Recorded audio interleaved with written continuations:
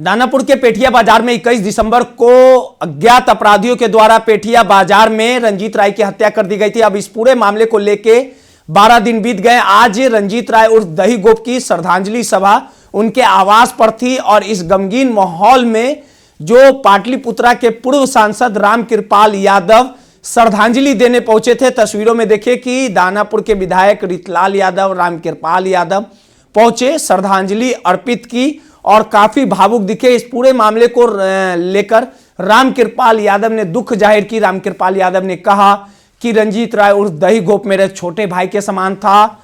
लोगों की सेवा के लिए वो हमेशा तत्परता बरतता था। आपको बता दें कि पेठिया बाजार में 21 दिसंबर को उनके निवास स्थान के बाहर श्राद्ध कर्म का कार्यक्रम था और श्राद्ध कर्म कार्यक्रम में कहीं ना कहीं वो रंजीत राय सम्मिलित हुए थे और तभी वो अपने परिचित लोगों से बात कर रहे थे। तभी 2 से 3 की संख्या में आए अज्ञात अपराधियों के द्वारा उन्हें ताबड़तोड़ गोलीबारी की जाती है और इस घटना में गोरख राय पे भी गोलीबारी की जाती है। मौके पर गोरख राय की मौत हो जाती है, जबकि 2 से 3 दिनों तक पटना के रूबन अस्पताल में रंजीत राय उर्फ दही गोप का इलाज चलता और उसके बाद उनकी भी मौत हो जाती है। और इस घटना के बाद कहीं ना कहीं पुलिस पर सवाल खड़ा हो रहा है कि आखिर क्यों अभी तक आरोपियों की गिरफ्तारी नहीं हुई है। और अंतिम संस्कार में पटना के दीघा घाट पे दही गोप का अंतिम संस्कार किया गया था, जिसमें हजारों की संख्या में उनके जो चाहने वाले समर्थक जो लोग थे वो इस अंतिम यात्रा में भाग लिए थे। तस्वीरें देखें कि किस प्रकार से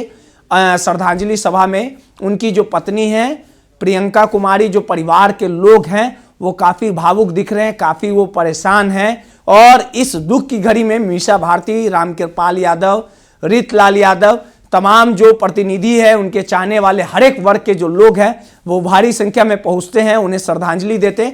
और इस पूरे मामले को लेकर रामकृपाल यादव ने पटना पुलिस से ये गुहार लगाई है, सीधे तौर पे कहा है कि अपराधियों को जल्द से जल्द गिरफ्तार किया जाए। लेकिन इस पूरे घटनाक्रम में जो मीडिया से बात करते हुए एसपी दानापुर ने भानु प्रताप सिंह ने कहा था कि घटना के 3 दिनों के बाद, यानी हत्या के 3 दिनों के बाद ही अपराधियों की चिन्हित कर लिया गया था और अपराधियों की पहचान कर ली गई थी। इस तरह का बयान भानु प्रताप सिंह का सामने आया था, लेकिन अभी तक किसी भी आरोपी की गिरफ्तारी नहीं हुई है। इस पूरे मामले को लेकर लगातार उनकी पत्नी, बेटे ये फरियाद कर रहे हैं, पटना पुलिस से गुहार लगा रहे हैं कि अपराधियों को कब तक गिरफ्तार किया जाएगा।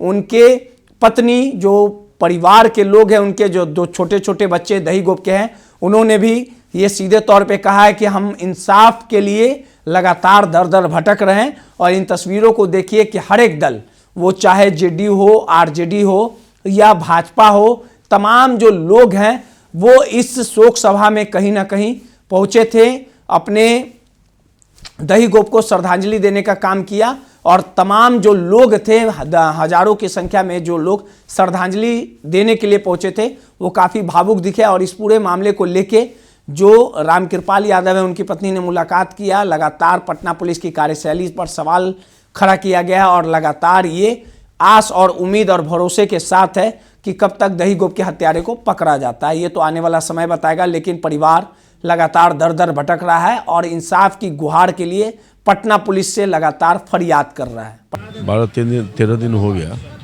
और अभी तक अपराधी नहीं पकड़ा गया है, बहुत चिंता का विषय। जो पत्नी है कह रही हैं कि सीआईडी और फिर एसआईटी गठन की बात कह रही है। बीजेपी परिवार का जो लोग भी डिमांड कर रहा है उसको पूरा करना चाहिए और अपराधी को पकड़ करके कड़ी से कड़ी सजा देनी चाहिए। सुरक्षा प्रदान करनी चाहिए। हाँ बिल्कुल, मैंने मांग किया है। आपने भी मांग? हाँ, मैंने सीनियर एसपी पुराने वाले से भी मांग किया था, जो चले गए, और नए वाले से भी बात किया और सब स्थिति की जानकारी किया है। हमने कहा कि अपराधी को पकड़िए और गंभीरता से इसको लीजिए और सुरक्षित महसूस कर रहा परिवार के लोग। मैंने 2 बार मैंने कहा है।